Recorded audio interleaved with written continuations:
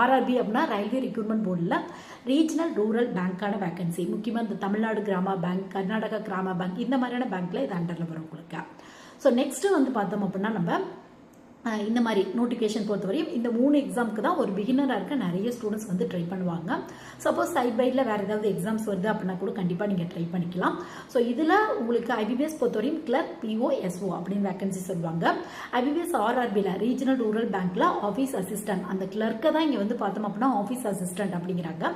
இது மட்டும் இல்லாமல் ஆஃபீஸர் ஸ்கேல் 1, ஸ்கேல் 2, ஸ்கேல் 3 அந்த மாதிரி வந்து சொல்லுவாங்க. ஸ்கேல் 3க்குலாம் மினிமம் 5 இயர்ஸ் எக்ஸ்பீரியன்ஸ் வந்து கேட்பாங்க.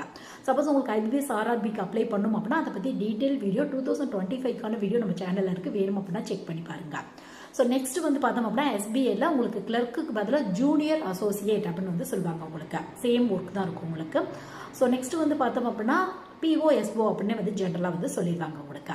ஸோ இதுதான் போஸ்டிங். உங்களுக்கு பிகினராக இருக்க நிறைய பேர் இந்த மாதிரியான எக்ஸாம்ஸை வந்து மோஸ்ட்லி ட்ரை பண்ணுவாங்க. ஸோ நெக்ஸ்ட் வந்து பார்த்தோம் அப்படின்னா இப்போ நம்மளுக்கு வந்து ஏஜ் லிமிட் இருக்கு, எலிஜிபிள் இருக்கு, எக்ஸாம் என்னென்ன அப்படிங்கிறது வந்து தெரிஞ்சிருச்சு. ஸோ எப்போ இந்த எக்ஸாம் வரும் அப்படின்னு பார்த்தோம் அப்படின்னா அதுக்கு தான் வந்து நான் ஆல்ரெடி சொல்லிட்டேன்.